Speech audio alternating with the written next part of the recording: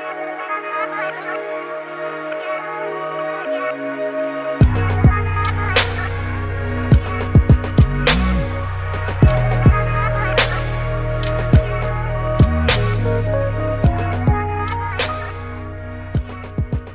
and welcome to That Thing I Did for a Year, a podcast where we interview fourth-year University of Toronto students about experiences they had in a year away from school.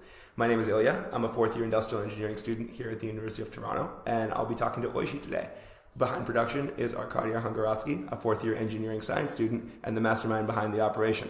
So let's get into it. Today we're going to be talking to Oishe. Oishe, why don't you introduce yourself? Hey everyone, my name is Oishe Farhan. I guess a bit of background about myself. I went to high school TOPS, kind of common program that was kind of like the starting point. It was a program I did where they kind of push you to the edge in certain ways. So for example, we did very kind of advanced like courses. We'll do like calc in like 11, like grade 11, like the whole idea is to like kind of push you. But interesting enough, it's not the material that kind of pushes you. It's like the environment you're with, and just the fact that you're with a whole bunch of other people that are also like-minded or very self-motivated. It kind of fosters a whole kind of goal to kind of strive, achieve, kind of like master something. Because the thing is, like, you quickly realize like it doesn't make any sense to like just say like this is me, or like try to identify yourself through something like very general. You get to more specifics, and I guess kind of early on I kind of knew like I want to do engineering, and that was again primarily because of the specifics. It's like I want to dig deep into kind of what it is that I want to like. I want to really focus on what I'm studying. You want to like get into a narrow field and like really focus in on it. Yeah, exactly.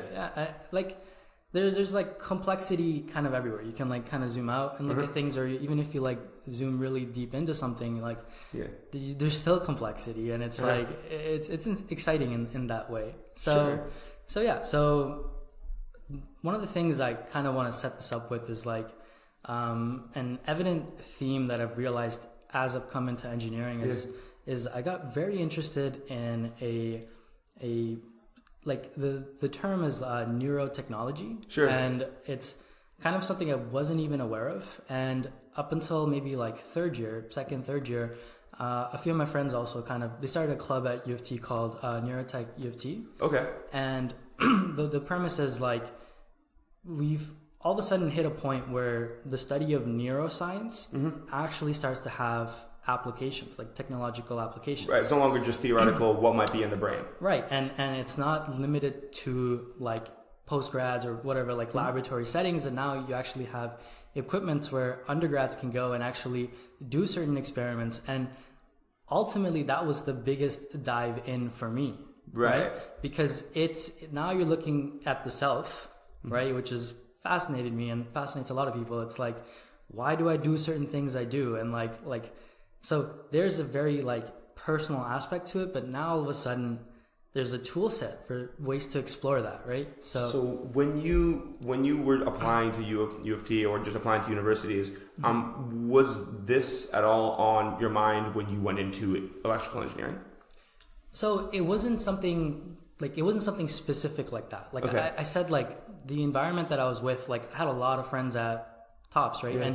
And one of the things a lot of the people is they excel, right? And that's something kind of, hey, I want to excel. And a lot of people, they realize like they'll have moments where they're like working and they call it the flow state. Sure. Like they're just in, and it's just like, okay, if I want to improve, like what do I do? What do I change? Like, and being introspective about that, like that's kind of something that's lingered to where it is right now. It's just engineering just gave kind of a background to use certain tools to study that.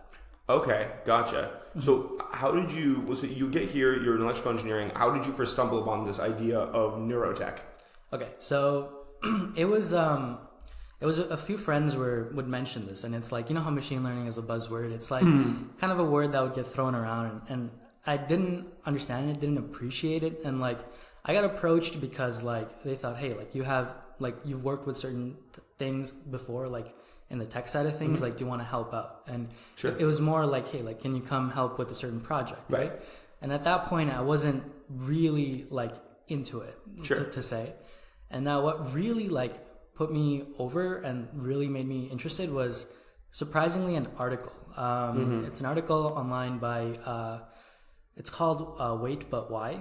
Very famous. Like, he makes kind of huge articles, but he also puts in comics, and he makes it very fun to kind of read. And he like dives into specific topics and asks the question, wait, but why? Yeah, exactly. And one of the articles he does is on neurotechnology very specifically, and it's massive. It's a huge read. And I unfortunately found this article the night before a midterm, but so yeah, that was but that was kind of when I knew like wow, like it was, and I literally just sat there that night and I just read the whole entirety of the article, and it starts from something basic as like what do you mean by like the human mind? Like, how did it evolve? And you find there's like different layers to the brain, like almost like, you know how there's like an onion will have layers. There's like the brain actually has layers. Like in the very deepest cores, you have certain things that we say, oh, like that's where desires, or certain things that are like very like they don't make sense for a lot of cases. We're like, oh, that's where a lot of your animalistic behavior comes from. And people say these things because like evolutionary, when the brain like develops, that's how it kind of builds up. Right. And so at the kind of the most outer edge of our brain, we have the frontal cortex and I guess the prefrontal cortex. And that's where people associate a lot of our rational decision making like come from. So again, this article, like that's just one section. It's just like, how do we develop like from there to the very stages of the brain down to what are actually like technologies we can use to study this. Okay. And so you read this article. Right. Where did you go from there? Okay. So the last bit of the article this is the interesting part, is a whole section dedicated toward Elon Musk's company Neuralink. Sure. And there's a lot of hype because he put in, I think, $1 billion or something into this company, and it's very secretive what this company does. And so you realize like this is no longer like science fiction or anything. This is nothing like, this isn't something that's in the future. This is something that's happening right now. And so I was like, whoa, like it's just at the cutting edge. And this is something I want to really jump into because it really excites me. Right. So that's kind of like the moment I was like, okay, I'm fascinated by this. I want to learn about myself. What do I do? And that's when kind of I got really involved with the club, and we'd have competitions. We did something where we went to a competition in Montreal. Just again, a NeuroTech like competition. We like faced off with some other like universities in Montreal, and it was very exciting. And like you meet a diverse group of people that are also excited about this, and you see people that have like been doing research around this, and like how much like you just like it's so easy to just jump into conversations when they know the topic very thoroughly, right? And when you share that passionate interest. Yeah, exactly. So that was kind of the first moment where I was like, okay, like wow, like I found something that I enjoy, and like this is something I want to pursue. Like this is something that's very exciting for me, right? And so that's kind of like where the story of my PY kind of year starts. Sure. So the interesting thing is like going through the PY like job board or whatever, I didn't find anything like that I thought was related to this, right? And because it's such a like niche like area, so ultimately I decided, okay, maybe not PY, maybe like I'll just finish fourth year, and then look for something. So that was my thinking, and like what I did is I did a bit of I got like very lucky. I got a position at a lab, like a seizure epilepsy lab here at UofT. Yeah. And so for the summer, I like kind of worked out, like volunteered, and like just did research with a lot of the people there. What kind of research was it? So what they did was it was super interesting. So they'll have brain cells from mice, and what they will do is they'll have these pipettes that, because if you want to record electrical stimulus, you can take electrodes and you see things in like ECG, for example. Like you go to the hospital, they'll slap electrodes on. So just quickly, what is an ECG? So So if you go to the hospitals and they want to get a better look at your, let's say your heart, right? What they'll do is they'll slap an electrode on, and what they're looking at is the nerves in your heart firing. And that produces a very distinct electrical signal. You record that, and that's something very, very very high magnitude. Like, it's a very powerful signal because it's pumping your heart. So that's something very easy to read. But when you're dealing with nerve cells, the signal is like a magnitude or so lower, and so you're dealing with complexities of how do I measure it accurately. So and how do you remove the noise from the rest of the body? How do you remove the noise, and how do you get the clear picture of what's the signal coming from, right? Gotcha. So what was super interesting is you're no longer, like, for example, in the hospital, the electrode's on the outside, right? Even in a nerve cell, if you want to measure a nerve cell, the electrode's on the outside. But what they were doing is super interesting was they get the pipette, and it actually goes beyond the membrane. Okay. So it's actually now embedded in the nerve cell, and you can just let it sit there, and you can just listen to the electrical activity. Wow. Okay. And so it's, at the end of the day, you get like hour-long, these like records of like nerve cell recordings from mice, and you're looking at tiny like fluctuations, like tiny things. And what will eventually happen is one of these tiny fluctuations will like add up, and they'll reach a point where they'll pass a threshold, and boom, you get like an action potential. Things fire, and it's like very interesting. But we're just looking at like the subtleties of, for example, like under certain drugs, like what happens to these PSPs, we call it, like postsynaptic potentials, right? So it was very like theoretical. It was very like interesting seeing like this is the field. This is, so that was about like 4 months, and I was like, okay, I'm gonna go back to like school, and I started getting kind of anxious. I've been speaking to a lot of people, and they say like you're gonna do fourth year, you're gonna come out, and now you're competing with people that did PUI like the year before, and and so you want work experience, and a lot of people I like ask for advice, and they're like, you know what, like just look out, so that was something as well on my mind for the summer. And what happened was I got very lucky. Like the NeuroTech club, they did a talk where they had the CTO of this company called Muse or InteraXon, and he came in and he kind of did a talk. Chris Amini, he was also a UofT grad, and he started a startup, and so he came in to just give a talk about his life, worked closely with Steve Mann, and through that talk I got to kind of know him. I reached out to him, and from there, he kind of asked me like, hey, like come in for an interview. And that's when the process started. And then by the end of summer, I was like, wow, like I got a placement, and I was like, okay, like let's do this. Let's work for a year. And like, it's definitely going to be interesting because it's in a field that I really enjoy. So, I mean, to set that up, what does this company do? Because it seems so beautifully aligned with what it is you want to do. Yeah. So the company creates these brain sensing headbands. You can, if you want to picture something, you can go online. Just Muse or So Muse, M-U-S-E. M-U-S-E is the headband, they call it. And very recently they launched like a second version of it, Muse 2. Regardless, what it differentiates itself from other, for example, you've heard of Apple Watch, you've heard of like the Fitbit. Sure. And the goal is kind of monitoring. It's like you're monitoring physical activity, motion, even like the newest ones are trying to figure out heart rate, sleep. Heart rate, exactly. So how this differentiates is it's looking at a new area, which is the brain, and it's kind of recording brain signals. Okay. And it's a very novel way to approach, or the study they do with it is that it's geared towards meditation. Okay. So it's kind of like you wear a Fitbit and it trains you to, for example, let's say run. And it tracks your performance, it tracks how far you went, your heart rate. Okay. Everything associated with that. But this is doing the exact same technique, but it's for your meditation. Like, how long did you meditate? How effective was your meditation? And it's an interesting concept. So to dig into that, so say I'm meditating normally, I'm just trying to clear my mind, and I'm trying to reach kind of a steady place.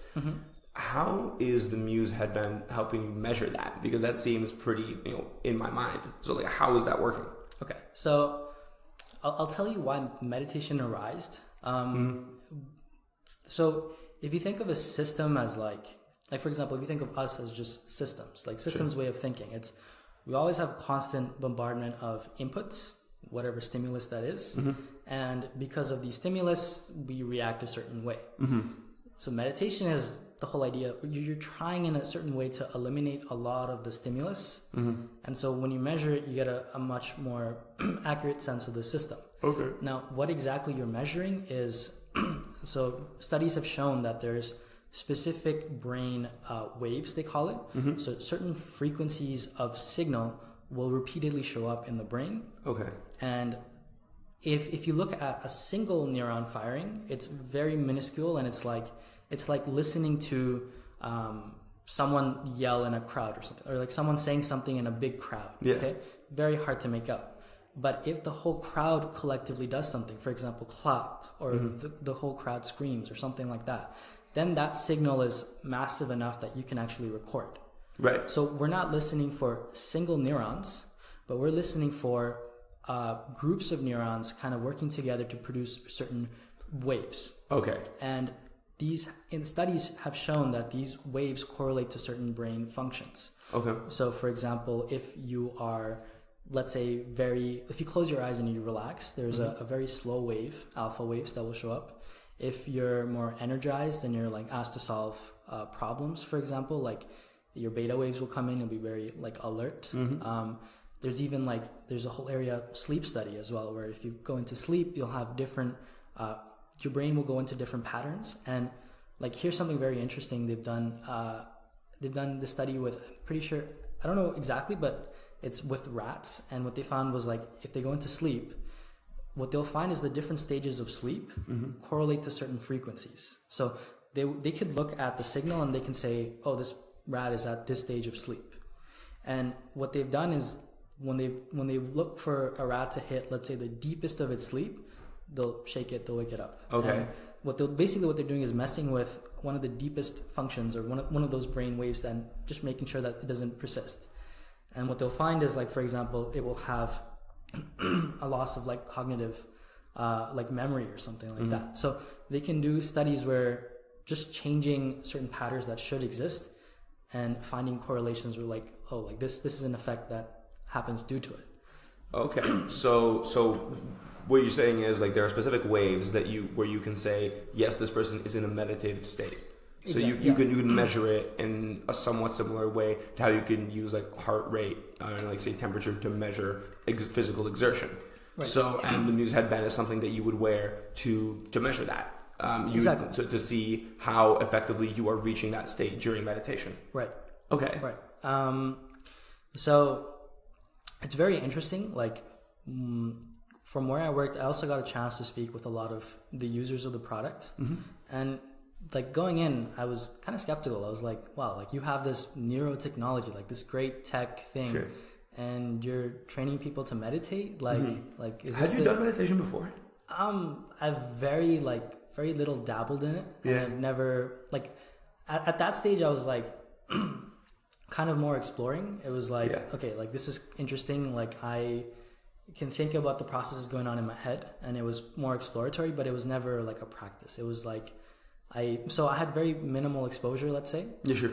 And yeah, coming in, I was like, why are people using this product? Why is this a thing? And this is like also really funny because I kind of knew it. Research is showing meditation is good, but I didn't actually like really know it on a gut level. On a gut level, yeah. like especially when you're meeting people and what do you like tell them? Like, how do you say, like, what is this? Like, how do you explain it to them, right? And so I learned this as I'm speaking to users, people who really benefited from this. And there's this kind of a narrative that we start to like see, like, show up again and again. And it's that, like, so in the day and age right now, there's an abundant supply of technology. So sure, to the point where you don't realize it, but there's something in your pocket right now, your that's your phone, right? Yeah. It's people carry it everywhere, to the point where like it's like even if you don't need it, you will still pull it out because you don't want to be bored, you don't want to sit still, you'd rather scroll through. And it's kind of an information overload. Like let's say back in the days you're hanging out before kind of the abundance of this tech. Yeah. The stimulation you're kind of capped at is like whatever the environment throws at you, right? Now you're beyond stimulated. You're so stimulated and to the point where you just want you scroll and you're like I found this, like for example, I'll wake up in the morning and I'll open up Instagram and I'm just like scrolling, or like open up Reddit and I'm just like, why am I compulsively doing this like over and over again, right? So a lot of these people are coming up with the exact same thing. Like they'll find routines in their life that are maybe a problem due to tech, or maybe it's something else, and they're stuck. And so a lot of people, what they'll do is they'll meditate to kind of alleviate that. It's the whole idea, like your brain's wired a certain way and you're kind of wired as well. Like you will do certain activities day and again. Okay, I have this problem where if it's like late at night, I'm like thinking, what kind of Netflix could I watch? But I don't have to, right? But I'm just like wired to think it, and like the more you do it, the more you will continue to do it. Sure. So the realization was like, okay, if you want to change yourself, you want to change your character, then ultimately you have to change your actions. If you want to change your actions, you have to change what you're saying. Right. If you want to change what you're saying, you have to change your thoughts. That's the first step. You change how you think, and it cascades down, and it will change who you are, like your character. Right. You can't just force the action to change. You can't force the action. You just start on this base thought level. Base thought level, like, why do I think like this? And that's the hardest thing. It's like you're changing how you think about certain things. And right? people have found that meditation, and specifically meditation with what InteraXon makes, helps them. Exactly. Yeah. So it's gotten a lot of buzz as well, like very recently. Like go back 2 decades or so, and it wasn't crazy popular. But you mean like meditation? Meditation. But recently, like if you look at the number of papers, it's like a couple of thousand, like papers just on meditation, and they're finding lots of uses for it. There's for example, a whole branch of meditation called mindfulness-based stress reduction, MBSR. Sure. And so, yeah, it's gotten a lot of adoption because it's no longer just like Eastern like medicine or something like that. Yeah. It's not like just monks. It's gotten a whole like scientific backing around it, and that's what makes it interesting. Right? So here's something like a lot of people ask, like, hey, okay, so you've convinced me meditation is important. Sure. You've convinced me that, okay, I needed to like change certain behaviors or things that I follow, right? But what do I do? Like, how do I actually do it? Right. And it's daunting for a lot of people to like, when you ask them, okay, like put everything away. Yeah. Just like sit down and just close your eyes for like 5-10 minutes. Like, that's scary. Don't fall asleep. Just relax. And it's so scary for a lot of people. They're like, what do you mean? Like I get that. Do nothing. What? Like, so like, it's actually like, it's for some people it's stressful, and it's actually a workout, like a mental workout. Like, what do you do for like 10-15 minutes? What do you do? Sure. Right. So the way I approach this, I know a lot of people approach it kind of differently, but the way that makes sense for me is, so if you do, let's say, cut yourself off and you sit down, you close your eyes and you relax, right? What's going to happen is you're going to get flooded by different thoughts. Some of these thoughts are kind of genuine thoughts, like maybe you figure out, I don't know, solution for one of your problems, whatever. These are genuine thoughts. Yeah. Okay. Then there will be thoughts that are stimulus driven. Okay. So you're sitting there and you hear the footsteps in another room, or you hear the ventilation system all of a sudden. You're like, what? Like these you didn't hear these before. You hear the footsteps. You start thinking about what shoes sound like. You think about floors. It's over. You hear a conversation on the other side of the room. So these are like stimulation driven. They're valid, and that's kind of how the human body will work, right? Once you kind of tune your senses, whatever signal leaps out on top of the noise, that's what you'll fixate on. Okay, so we've discussed two things. Okay, so genuine thought, the stimulus response. Okay, but what happens if you have neither of those? Okay, so there's a third category, which is you will have certain premeditated thoughts. These are kind of thoughts that, like, let's say you started thinking about a new like, if you have a new way of thinking, for example, let's say, these are just thoughts you'll kind of repeat. Okay. What's an example? So this is kind of, okay, let's say you're kind of depressed. Let's say for people with depression symptoms, they will have depressive thoughts about, let's say, themselves, meeting with other people, anxiety, a whole emotional kind of thoughts where it will kind of just repeat. Right. So these are just like closed thought patterns. Right. And these, the thing is, so the ones we talked about before were stimulus driven. These ones are a little bit more nuanced. They're kind of emotion driven. Okay. So let's say you have a meeting that you have to meet with, like, your boss or whatever, or some huge meeting ahead, and you're stressed about it. You're anxious, right?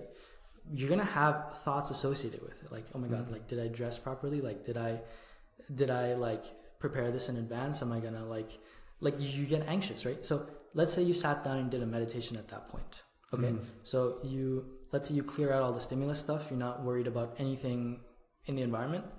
All of a sudden you'll have is certain thoughts jump at you. Right. Right. For example, like, you're thinking, like, does my breath smell? Or like certain thoughts, right? And if you can isolate for it, you can realize that these thoughts are happening because there's a certain emotional underlying to it. There's something that's causing me to have these thoughts. And so what you get is a kind of look at what's driving these thoughts, what's the emotion, and you get a better understanding of it. So you get to clear out a lot of the normal stimulus that causes our kind of like top of mind thoughts over the course of our day, over the course of our lives, and you get at what's underlying and kind of the manifestation of emotions that might be driving us. Exactly. Okay. Exactly. So was this something that helped you get into, like, meditation? Right. That's when, like, meditation got kind of so I'm a big fan of, like, Sherlock Holmes, like investigation and stuff like that. So that's when meditation become an investigation about, like, what's my state right now? Right? And you don't realize it, because with a lot of the chaos and stuff going on, you don't realize the underlying emotional things that are causing certain thoughts. And that's the first time you get a chance to investigate, like, hey, like why am I, like, what's wrong, or is there something wrong this week, or like you're kind of diving in. And that's where it's interesting. That's where I can sit down and I can close my eyes and I can kind of shut off and I can say, okay, like, let's evaluate the situation. And that's very helpful. And once you realize, like, okay, this is the underlying cause and this is causing me to be very, like, stressed at this point, or very anxious at this point, then you can start to change your thought process. Right. And then you start changing your thought process. You're like, okay, this is, I've noticed, is an issue. Let's just start thinking about it. That's where it starts. You just start thinking about, what are new ways, how can I think about this? And then you start talking to people about it. And then talking turns into action, turns into habits, turns into, you've changed something about yourself. Right. But at the end of the day, the first thing you need to do is detect the problem. Exactly. And if you can't detect the problem, you can't solve it. And this is how you detect that problem. Exactly. When did this first click for you, like, as somebody who was practicing meditation as you were working on it? So this took a long time. This took, like, when I started with the company, it's the company was, like, working at the company was great. It was, we'll get to that in a second, but we're talking about this meditation thing. Like, when did that click for you? So it's kind of like geared toward, like, because it's a meditation company, they encourage all the employees, everyone, to meditate. Okay. Yeah. Right. So, for example, our Tuesday routine is every Tuesday we'd have a company meeting. Okay. And this was, like, at 10 o'clock. So you'd come in at 10 o'clock and you would go to the room, wherever it is, and they'd have mats on the floor. And you just sit down and you just chill for 30 minutes. You just kind of meditate. There will be someone, a lot of people in the company have, like, meditation, like, background, so they'll lead the meditations. And it's nice. You, like, come in, you just zone out. You just relax for, like, the first 30 minutes. And then begins the actual company meeting, where people will go around, discuss certain aspects of the company. So that's the first time where you're getting used to it. Like, every week you're doing this. Throughout the day, you're encouraged to go and just meditate. It was great. Like, for example, I'll go with my team, and like right after lunch, let's say we would say, okay, let's like go meditate for like 15 minutes or so. And I go with my team, and it's nice, especially when you're like coding a lot. It's like you get very like deep into something, and you're like focused on this problem, and then you go meditate for a bit. And you're like chatting with your like colleagues that like before you didn't even like realize, because you're so fixated on this problem. But after that has passed, then you come back, and now you're not so fixated. You say, okay, like maybe it stems from somewhere else, and you're just a bit more open-minded about that. And it all happens because you took the moment to pause. So like effects of kind of this, like these like repeated meditations, doing it, let's say at home, and just like saying like, look, there's science behind it. There's people that say it's really improved their lives. So I'm going to try and practice and see what it is. Did seeing that kind of evidence make you a little bit more confident in meditation as a concept? Yeah, exactly. It's so the hardest thing with meditation is like, if you just do it one day, you'll get maybe like a subtle flicker of whatever that is, the feeling, but it won't last. And if you really want like the instance of that meditation to really last, so there's like what they call it altered state, which is like you have to practice. You have to practice again and again and again to the point where it like stays throughout. Right. So yeah, that has really like... Sounds similar to working out. Like working out once isn't going to make you stronger. Exactly. Right. It was really funny. Like they did an experiment where so this is like stress test. So the way they measure it is they measure cortisol. And then this is something produced in your brain. Which is stress hormone. Stress hormone. So the test, the way they stress people out. So what they'll do is they'll put them in front of a live audience. Okay. And they'll be at the center, and it's a job interview. Okay. And there's 3 other stern people. They're like kind of just sitting there, and you have to kind of explain to not just them, but the whole audience why you're suited for the job or what it is. And it's very stressful. I mean, that sounds like a nightmare is what it sounds like.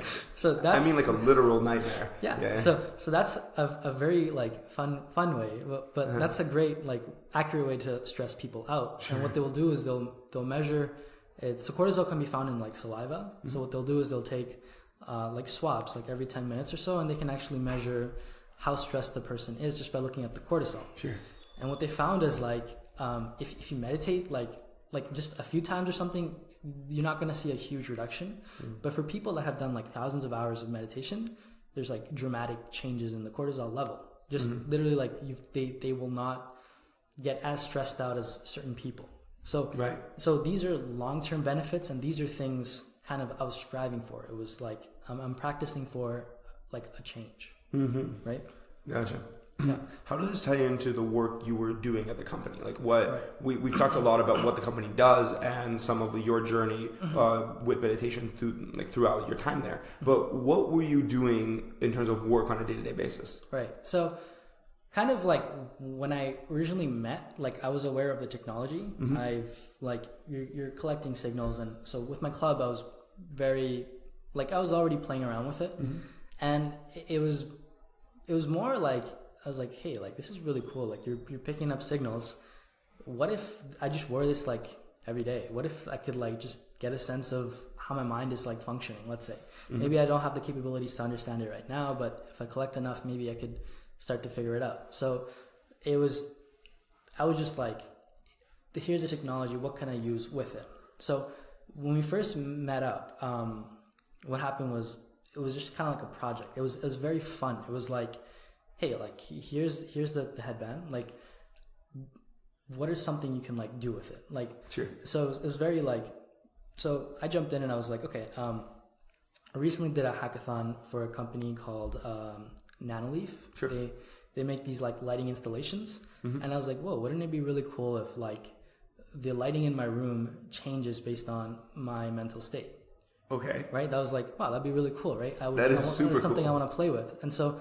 That's exactly how it started. It was like when I joined, I didn't have a set position. It was just like, well, let's just explore. And like that was very like I think nurturing from like my CTO, like Chris was just very open like that. It was just very explorative. So I joined, started with something very simple, and ultimately what happened was we ended up creating because the product itself is auditory. So the way it works is you wear the headband, it connects to an app on your phone. And you plug in, you wear headphones. And what you're getting is a real-time feedback. So if your mind wanders, the signals change, and you get a sound or notification. In this case, it's like weather, and that tells you like, okay, like come back. So it's fun, but it's limited to auditory. So I was thinking it'd be really cool to have visual as well. And also like auditory is very like limited to just yourself. Visual way, maybe you can incorporate it with a lot of people. Maybe you can have open eye meditation such. So kind of motivations to, and what ended up happening was like just made a simple like a 3-person meditation kind of thing. We just made this like massive like triangle on the floor. People kind of just sit in the corners, and as they meditate, like the colors will react based on it, and you can outside people can see like, hey, they're actually like actively doing something, and it was kind of just looked like art, right? It was like. So just to kind of paint this picture, this would be 3 people who are meditating around like a triangle that's filled with like lights. And these lights would change color depending on the mental state of these people.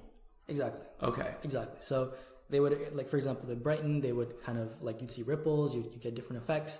And that is so cool. Yeah, it was eye-catching, right? And again, we started with something very like explorative, just playing around with it, and it became very popular to the point where like we made like a massive pyramid, with like these light installations. And we did something where we went to Ottawa, and it was at the Nature Museum, and it was on brain health or something. So for example, and we were saying, hey, like this is something we want to like show off, kind of, right? So we erect this like pyramid. How big is this thing? It's like about neck, like your chin height, so like from the bottom up, but it's 5 feet tall or something. It's wide. It's like So so you sit in this cave. It's completely dark. You'd meditate, and in front of you, these lights would also react. And this now housed up to like 6 people, right? And the whole idea was like you have this product, you have this change you want to talk about, right? How do you how do you engage people? How do you show them so it was a very fun way to start, but ultimately you'd have these discussions with a lot of these people, and they were like, yeah, this is a very helpful product. So it was nice because it was just like, I was just like, hey, like what are some cool ways we can use this? What are ways we can improve on this? And that was kind of the work on the back. Sure. But in the front end of things, it was nice because we had like a visual thing. We would get to talk to a lot of people, and like from this, one of the things we also did was we went to Montreal for the G7. Okay. And so in the media center, like in the smack middle in the media center, we had a booth where we set up this thing. It wasn't a pyramid because kind of a weird thing to bring to a G7. Like sure. A lot of connotations with that. So it was more like flat, but it was again this like very bright light installation. And you had, again, a lot of people would come in, and like around the world, they'd come in, they'd be like, hey, what is this? And the whole point was to like showcase like Canadian innovation. But it was like, yeah, it was wonderful. You like sit a lot of these people down, you have conversations with it. And that was one of the things I kind of got very lucky with. It was like, yeah, you're in this company, you're working on something, and you kind of lose track, like what's the end goal? And just having like, yeah, I'm working on whatever the experience is, the backside of things, but there's also something kind of artistic and like you can show to people, and you can have a conversation with people, and that fuels the later part, right? You do this, people get a conversation, people are excited about it, and then you're like, okay, like now I see the end goal, like how do I improve this, right? Right. So yeah, it was a very interesting approach through that, right? What were some of the most memorable conversations that you had as a result of these installations that you ended up building? We've had people approach us like asking like, does it scale up? Okay. So we put a lot of like, could it be a skyscraper? Yeah. So like we've had a lot of people approach us, and they're like this is wonderful. Like, can we take this and make this even bigger? And how do we engage more people? Right. So that's been interesting, but also what's been interesting is just meeting a lot of people that were quite clearly like more practiced meditators than me, and so speaking to them, it's like like I explain, hey, like these are some scientific things, these are what's been shown, and they're like, yeah, like my day-to-day life, like this is what I've found, and you find like, whoa, there's a lot of connection. So being someone who maybe might be more skeptical in the beginning, yet by the end of it, you're convinced because you just met so many people. Absolutely. Yeah. So like, for example, one of the things we did, we went to a Salesforce conference in Chicago. That's fun. And the company is very like meditative oriented. So basically we got a room and we got to put our installation up, and a lot of people, like workers, people at the booth, whatever, would come to this and they would meditate. And I was just like the conversation I would have with them, I was like, I did not expect, for example, this thing to be present in this conference. Sure. Like, first of all, and then the engagement, the level of engagement from a lot of people, it was super interesting. Mm-hmm. A lot of the people who would show up would be actually like high performers. Like right. There's like a category where they not only want to be like mentally fit, but they want to be not only want to be physically fit, they want to be mentally fit as well. Mm-hmm. So like there was a lot talking back to like, remember I said like there's like a flow state like you feel, and so it was just saying like it's not a problem with just me, it's just everyone wants to achieve this, and like what are barriers, like what are ways, and so the conversation was very friendly with that. Right. Yeah, and it sounds like these are people who would very much validate the thing that you're working on. Exactly. Yeah. Yeah. So you were working at InteraXon for 12 months, roughly? Yeah. Okay. And then you left and then you came back into fourth year. Right. How did working there change your outlook on school?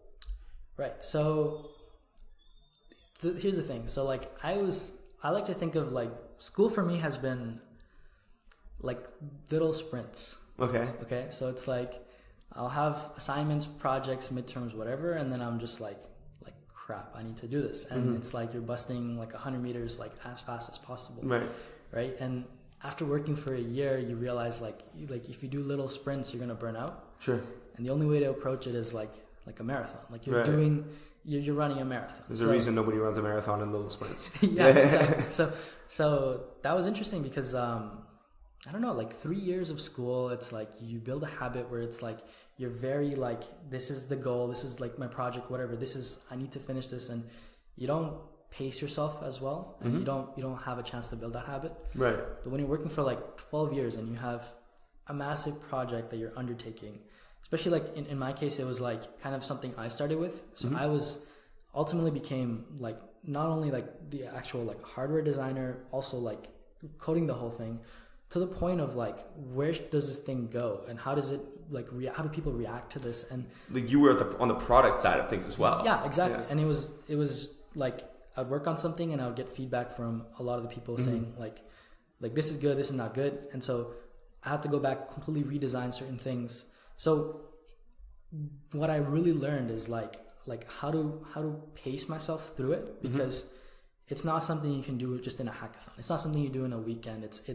It takes you took 12 months. Exactly. It takes a lot of time to like, and that was the thing. It was like it started with something very like playful to it became something where it was behemoth. It was like if I wanted to make any more progress, I had to like really like settle everything. Like I would spend like, that was the first time like I hated documenting code. Sure. I was like, this is good code, man. Like, why does it need documents, right? It works. Look, yeah, it works. It works. And then when you work on such a massive project, you're like, okay, like this is beyond me. There's gonna be people that are gonna come on and actually like continue this, and not just to sake for them, but like just to sake for if I want to continue any further, I need to really like. So I've done things where like we'll like kind of hack, like work on something, and then I'll say, okay, like this is far enough, I'm gonna stop, and then I go back and I just like rewrite large sections of it. I'll structure it, I'll like focus on things, and that kind of approach is something that's stuck with me. There's just like a higher standard of quality and polish, and also just accessibility to the things you're doing, instead of like it works sort of now.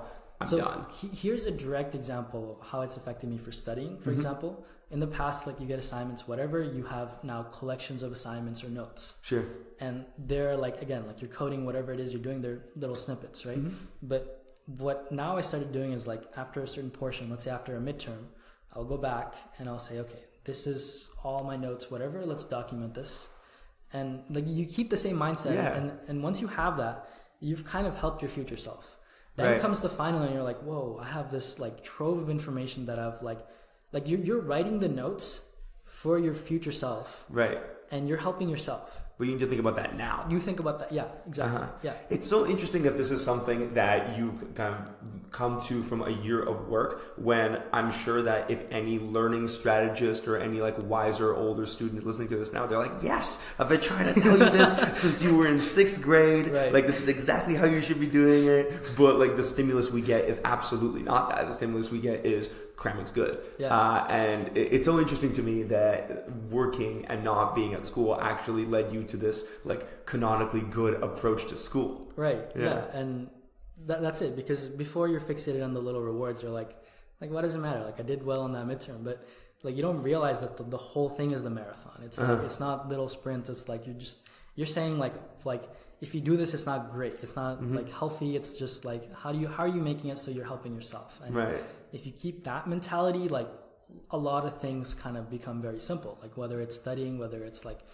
being active, whether it's like whatever lifestyle changes you're doing. Because you're not taking on the world every week. Exactly. Yeah. You've helped yourself. It's so funny, when you're talking about those like little rewards that you get from studying somewhat, or from studying specifically for a midterm, and you get the reward of the midterm, like doing well on the midterm and so on and so forth. Like, that's quite similar to what you were talking about with social media, where it's kind of like, instead of living life for small, simple rewards and not really thinking beyond the current moment of why am I doing this, you're, living in a more considered way. And it sounds like you were currently studying in a more considered way. Right. Yeah. And yeah,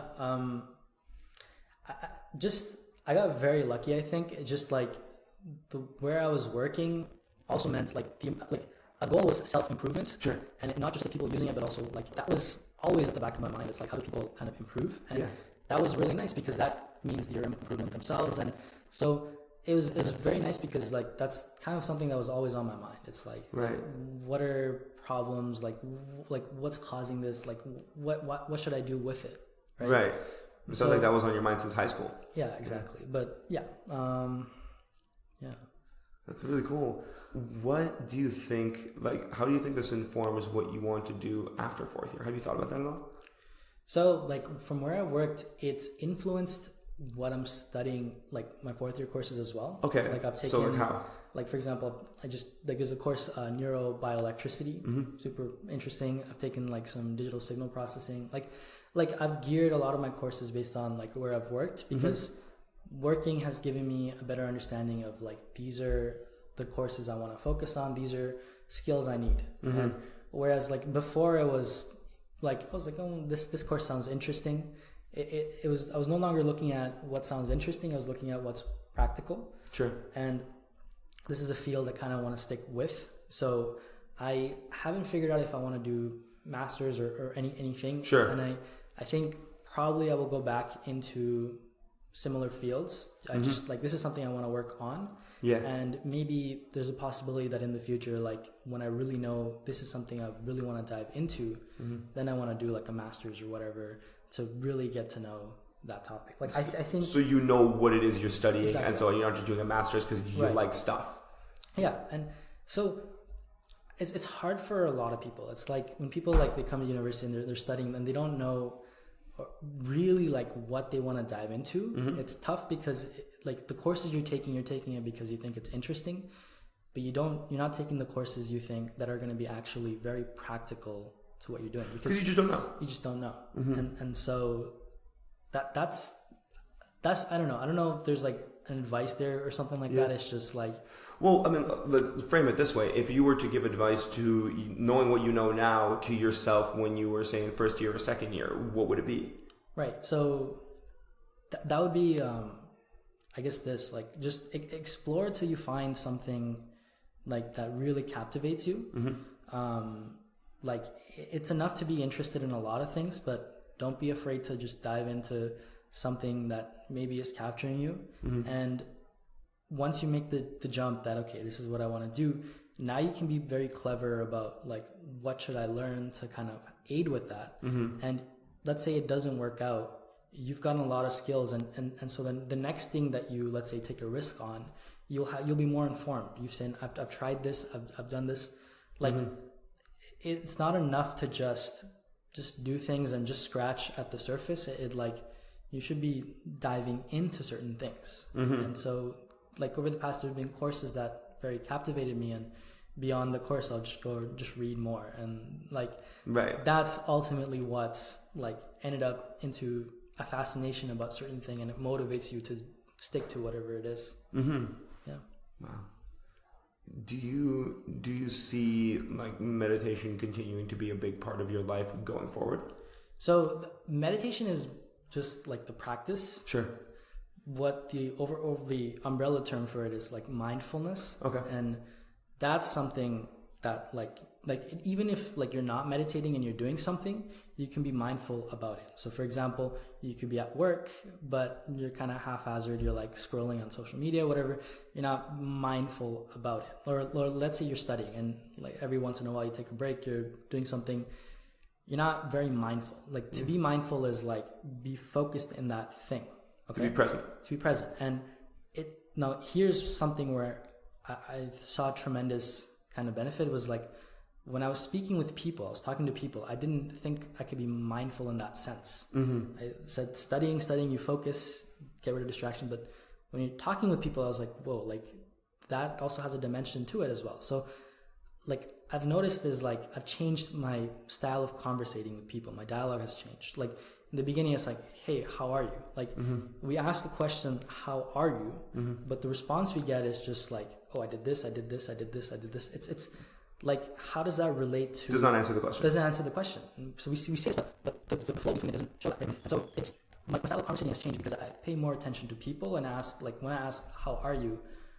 I don't really care what you've done or whatever it is. Like, yeah, it affects it, but like, I really want to know, like, how are you? So it's interesting because like you will meet a lot of people, you will speak to a lot of people, right? And you'll say, I have a vague idea of this person. But if you really ask them, like, how is this person, right? Like what intrigues you, or what it is about them. A lot of people like will be like, they'll just again recite whatever it is they've done, but they don't again know. They don't think about themselves more deeply. Exactly. Okay. Yeah. And you feel like that kind of mindfulness side of the practice, even beyond meditation, is something that you've taken forward. Yeah, exactly. Okay. Yeah. That's awesome. Was there anything else that you kind of wanted to talk about? There's like one last thing. It's kind of a little bit off topic, but no, everything's on topic.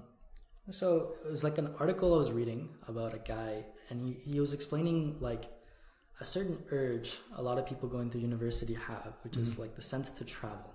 Okay. And it's idealized like everywhere. Like you go on Instagram, it's like people will post pictures of travel more than anything. Like there's nothing, but they'll like I went there, and you're like what did you do? Like you know nothing, but you just know they traveled. I was there. Yeah, I was there. And so what he was saying is like a lot of people get this urge where they're in a cycle. They're doing what it is they're daily doing. Let's say even after university, you're working, you've maintained a cycle, and all of a sudden you find it's kind of boring or something, and you want change. And immediately people are like, travel. That's what it is. Like people work, what is it? Like however many months just for that 1 month of vacation or whatever it is. Like they're like 50 weeks on, 2 weeks off. Yeah, they're like dedicated for that sense of travel. But even that, like you'll travel. Let's say so the article was like the person where he kind of dropped where he was staying. He like cut a lot of connections. I mean, what he did is he moved to a different country where it's no longer travel now. You've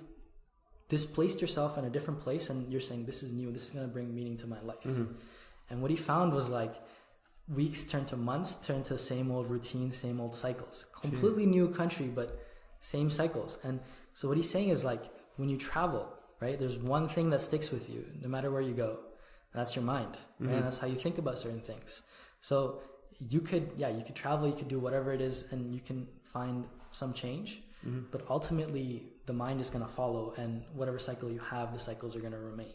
So if you truly want change, you have to just change how you think about certain things. Like that's where the change comes. And it can make something as mundane as just working in the city, but it could be like so rewarding because you're having all these connections with a lot of people. That's what makes it rich. Right.